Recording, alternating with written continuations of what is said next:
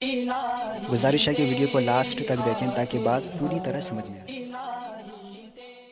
سکتا تھا اور ممتا چھین سکتا تھا. وہ یہ ماں کی ممتا اس نے رکھی ہے, ورنہ بچے کو بچپن میں ایسا پیار نہیں ملتا. اور یہ بھی عجیب بات دیکھو, جیسے اللہ نے ماں کے دل میں ممتا رکھی نا, بچے کو بھی ایسا اٹریکٹیو اللہ نے بنایا ہے کہ ویسے بھی وہ اچھا لگتا ہے, سوائے فیملی پلاننگ والوں کے ان کو نہیں لگتا. ورنہ قدرت نے خود بچے کو اتنا خوبصورت بنایا ہے, اس کی باتیں, اس کی حرکتیں, اس کی معصومیت, کہ ذرا سا بھی آپ میں ذوق ہوگا نا, باذوق ہوگے, آپ کو بچے برے نہیں لگیں گے. جس کو بچے برے لگتے ہیں نا, میرے گھر میں بچے کم ہو, اس کا مطلب یہ آدمی بدذوق ہے, یہ بدذوق آدمی ہے. جو باذوق ہوتا ہے نا, دل جوان ہو, جس کا دل زندہ ہو, اس کو بچے اچھے لگتے ہیں, مزہ آتا ہے بچوں میں. بچوں میں بناوٹ نہیں ہے, جو بات کہیں گے دل سے کہیں گے, جو بات کہیں گے کیسے کہیں گے, دل سے کہیں گے. پھر وہ ایسی عجیب عجیب سوالات پوچھ رہے ہوتے ہیں, ایسی باتیں کر رہے ہوتے ہیں, اتنا انسان کو دماغی, ہر چیز سے بچے خوش ہوتے ہیں. بڑے جب انسان ہو جاتا ہے نا, ہر چیز میں بور ہو رہا ہے, اس سے کہو چلو یار پکنک پہ چلتے ہیں, ایسے ہی کھجائے گا 3 دفعہ, یار آج تو میری طبیعت سیٹ نہیں ہے. وہ زندگی میں اس کے بہاریں ختم ہو گئی نا, چل یار ادھر گٹر کے ڈھکن پہ بیٹھ کے باتیں کر لیتے ہیں کچھ, اچھا میں آ رہا ہوں, آدھے گھنٹے میں آئے گا, بیٹھے گا, پھر ادھر ادھر کی پھینکے گا, یار یہ دل نہیں لگ رہا. بچوں سے آپ بولو چلو بچوں ہم گاڑی میں آپ کو تھوڑا سیر کرا کے لاتے ہیں, وہ کلابازیاں کھانا شروع. حقیقت ہے, ایسا خوش. بچوں سے بولو چلو ہم جو ہے نا سوراب گوڈ سے قربانی کا جانور لے کے آ رہا ہوں میں, بچوں کی 15 دن پہلے خوشی دوبالا ہو جاتی ہے. ہر چیز کو انجوائے کرتے ہیں, ہر چیز کو انجوائے کرتے ہیں بھرپور طریقے سے. پھر جانور آئے گا تو اس کو لے کے گھمائیں گے, کیسے کھڑے ہو جاتے ہیں, اس کو کوئی کیا کھلا رہا ہے, کوئی کیا کھلا رہا ہے, کوئی پھول ڈال رہا ہے, ہر چیز میں بچے دلچسپی لیتے ہیں. تو بچوں کی اس دلچسپی کی وجہ سے والدین میں بھی ملاپ رہتا ہے, اور والدین کی زندگی میں بھی بہاریں رہتی ہیں. تو بچے اگر گھر میں نہیں ہیں, یہ انٹرٹینمنٹ آپ کی ختم. تو جتنے زیادہ بچے ہو ٹینشن نہ لیا کرو, یہ تمہیں گوروں نے الو بنایا ہوا ہے, فیملی پلاننگ والوں نے الو بنایا ہوا ہے. بوجھ نہیں ہے بچے, خدا کی قسم, بچوں سے بہتر انٹرٹینمنٹ کا کوئی ذریعہ اللہ نے پیدا کیا ہی نہیں ہے. تبھی تو صحیح حدیث میں آتا ہے, رسول اللہ صلی اللہ علیہ وسلم نے فرمایا, اولاد کی طلب سے کبھی عاجز مت بنو, فإنها ثمرة القلوب وقرة الأعین, اس لیے کہ اولاد یعنی بچے آنکھوں کی ٹھنڈک اور دلوں کا ثمرہ ہے. یہ حدیث ہے. تو آپ صلی اللہ علیہ وسلم تو بچوں کو والدین کے لیے آنکھوں کی ٹھنڈک کہہ رہے ہیں. ممکن ہے آپ کو کہیں آپ جائیں تو آپ کو بچے بوجھ لگیں, یار یہ دیکھو ان کے گھر میں اتنے بچے ہو ایسی ٹینشن, وہ آپ کو اس لگیں گے اور آپ کے نہیں ہیں.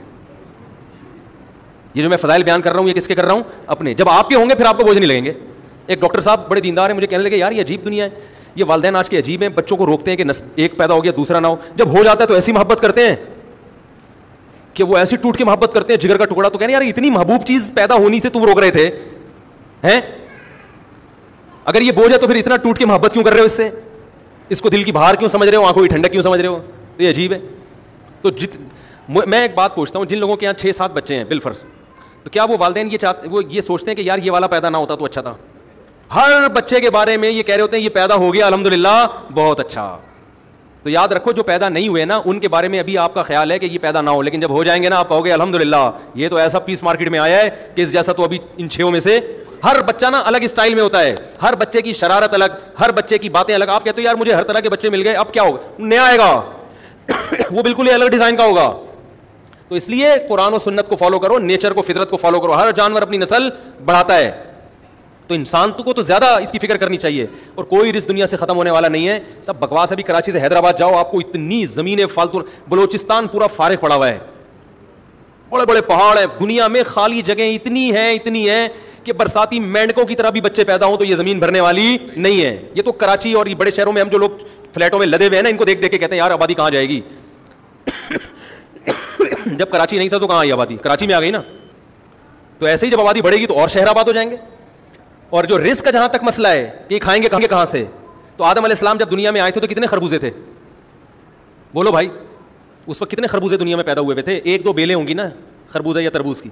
جیسے جیسے آبادی بڑھتی چلی گئی, خربوزے تو ایک مثال دے رہا ہوں میں, خربوزوں کا ریشو اسی حساب سے بڑھتا. جب اگانے والے زیادہ ہو گئے تو خربوزوں کی پیداوار بھی بڑھ گئی. بیج میں کمی نہیں ہے, اللہ ہر خربوزے میں درجنوں بیج پیدا کر کے کہتا ہے کہ جو پروڈکشن کے لیے تمہیں جو بیج چاہیے نا وہ ایک خربوزے میں درجنوں پیدا کروں گا. تو بندے ہونے چاہیے اگانے والے. نہ زمین میں کمی ہے, نہ خربوزوں کے بیجوں میں کمی ہے جن سے خربوزے پیدا ہوتے ہیں. کمی اگر ہے تو اگانے والوں کی کمی ہے. تو آبادی کا ریشو بڑھتا ہے, پیداوار کا ریشو اس سے زیادہ بڑھ جاتا ہے. یہ ماہرین معیشت جو جرمنی کے اور یورپ کے ہیں وہ یہ کہتے ہیں, آپ کو یونیورسٹیوں میں جو معیشت پڑھائی جا رہی ہے اس کو یورپ مسترد کر چکا ہے. بہت مشکل ہے میرے بھائی, آپ کو کچھ اور گنتیاں پڑھائی جا رہی ہیں, ان کے اپنے لیے کچھ اور قوانین ہیں. میرا ایک شاگرد ہے جرمنی سے, اس نے ماسٹر کیا ہے اور بڑا پڑھا لکھا لڑکا ہے ماشاءاللہ, زندگی اس کی جرمنی میں گزری, جرمن زبان بھی جانتا ہے. اس نے کہا جو اکنامکس کی آج کل جو ایکویشن چل رہی ہے نا یورپ میں, وہ نہیں ہے جو پاکستان کی یونیورسٹی میں پڑھائی جا رہی ہے, سمجھ رہے ہیں؟ وہ میں نے پورا ایک تفصیلی بیان کیا تھا, اس میں گوروں کے حوالے بھی دیے تھے کہ اکنامکلی مضبوط ہونے کی ایکویشن ہماری یونیورسٹی میں کیا ہے, اور یورپ جس ایکویشن کو سچی مچی کی ایکویشن مانتا ہے وہ کیا ہے. اس ایکویشن میں سب سے پہلی چیز یہ ہے کہ اگر کسی ملک کے پاس کمانے والے زیادہ ہوں گے تو معاشی ترقی خود بخود ہوگی. اس کا خلاصہ یہ ہے, باقی پورا دلائل سے وہ پورا میرا بیان یوٹیوب پہ موجود ہے, اس میں گوروں کے پورے میں نے ان کی عبارتیں اور ان کے حوالے کتابوں کے ساتھ جو ہے نا حوالوں کے ساتھ پیش کیے ہیں, وہ سن لیں آپ. خیر, تو اللہ تعالیٰ نے بچے کو بھی ایسا اٹریکٹیو بنایا, کیوں بنایا؟ تاکہ کچھ تو ماں کی ممتا کی وجہ سے اور کچھ اس کو ایسا بناؤ کہ سب اس سے محبت کریں, کیونکہ بچہ کچھ کسی کام کا نہیں ہوتا وہ جب تک وہ بچہ ہوتا ہے نا, وہ کما کے دے رہا ہے بھائی, کیا خیال ہے؟ کھا ہی رہا ہے, اور کھانے کے بعد جو ٹینشن دیتا ہے وہ کھانے سے زیادہ, کوئی ٹائم نہیں ہے اس کا قضائے حاجت کا, کسی بھی وقت کچھ بھی کر سکتا ہے وہ, اس کے لیے پیمپروں کے خرچے, تو وہ تو فالتو کی ٹینشن تھا نا. تو اللہ نے ٹینشن ختم کرنے کے لیے کہ اس کو بھی یہ بھی میری مخلوق ہے, تو اس کی حفاظت کے لیے ضروری ایک تو والدین کے دل میں, باپ اور ماں کے دل میں محبت ڈال دو, دوسرا اس کو ایسا اٹریکٹیو بنا دو کہ سب اس سے محبت کریں, سب کو یہ اچھا لگے, سب اس کا خیال کریں, سب اسے کہیں بھائی اس کو تو محبت دو, اس کی غلطیوں کو نظر انداز کرو. بلکہ بڑا بھی جو غلطی کرے تو اسے لوگ تانا دیتے ہیں, تو بچہ ہے کیا جو یہ حرکتیں کر رہا ہے, کیا مطلب بچہ ہوتا تو ہم تجھے چھوڑ دیتے. اس سے پتہ چل جو بچوں پہ سختی کرتے ہیں وہ پاگل ہیں, ان میں سینس نہیں ہے.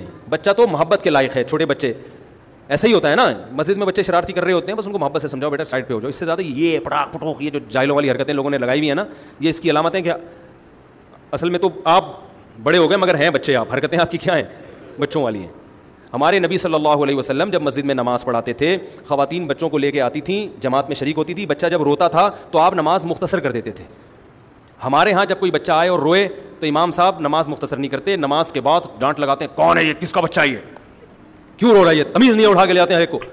ہمارے نبی تو رعایت کر رہے ہیں کہ بھائی بیچاری ماں کو تکلیف ہو رہی ہے تو نماز کیا کر دو مختصر, تاکہ وہ, اور کوشش ڈانٹتے تھے کہ بھائی ماں ہے تو بچوں کے بغیر تو نہیں آ سکتی نا وہ.